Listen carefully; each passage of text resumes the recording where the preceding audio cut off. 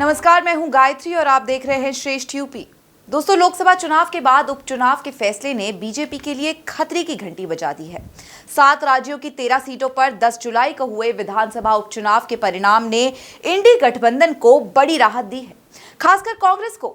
BJP जहां सिर्फ 2 seat जीत पाई, वहीं कांग्रेस के खाते में 4 सीटें आ गई और अब देशवासियों की नजर यूपी उपचुनाव पर टिक गई है, जहां 10 सीटों पर उपचुनाव होना है, जो न सिर्फ बीजेपी बल्कि सीएम योगी के लिए भी एक बड़ी परीक्षा होगी। हम ऐसा क्यों कह रहे हैं, उसे जानने के लिए देखिए रिपोर्ट। उपचुनाव का टेस्ट इंडी गठबंधन बेस्ड।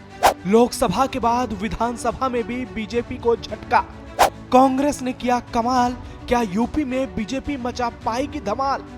यूपी की 10 सीट तय करेगी 2027 की जीत। उत्तराखंड, हिमाचल, मध्य प्रदेश, बिहार समेत 7 राज्यों की 13 सीटों पर हुए विधानसभा उपचुनाव में कांग्रेस पार्टी ने 4, टीएमसी ने 4, बीजेपी ने 2, आप ने 1, डीएमके और निर्दलीय ने भी 1-1 सीटें जीत ली।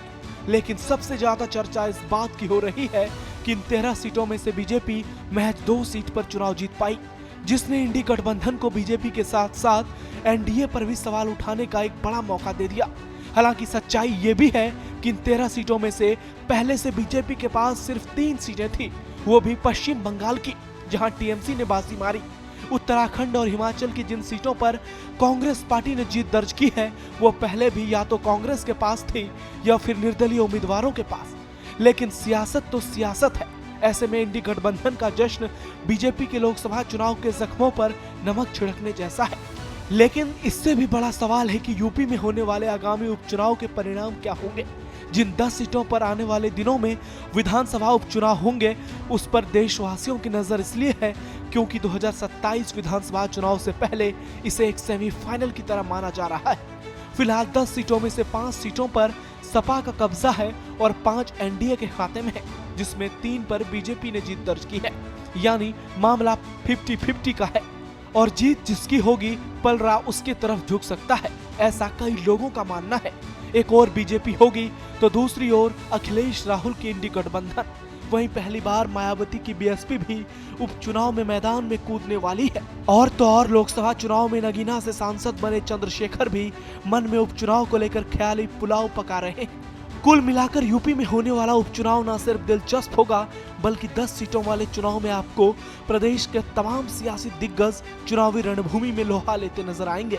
हाल में हुए लोकसभा चुनाव में सपा ने शानदार प्रदर्शन करते हुए देश के सबसे बड़े सियासी सूबे में सर्वाधिक 37 सीटों पर जीत दर्ज की थी।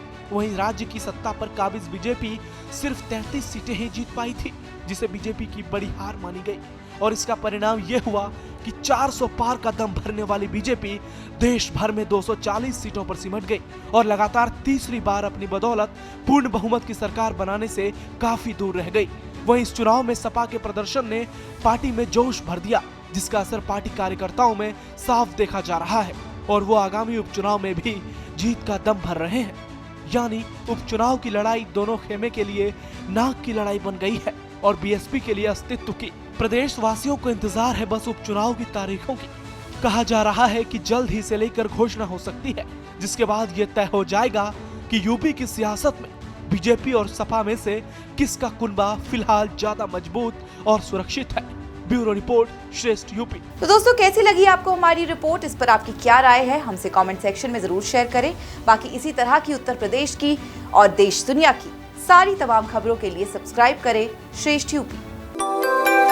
यूपी की हर खबर देखने और उनसे अपडेट रहने के लिए हमारे चैनल श्रेष्ठ यूपी को सब्सक्राइब और लाइक करें। साथ ही बेल आइकन को दबाना ना भूलें, जिससे हमारे हर वीडियो की जानकारी आप तक पहुंचती रहे।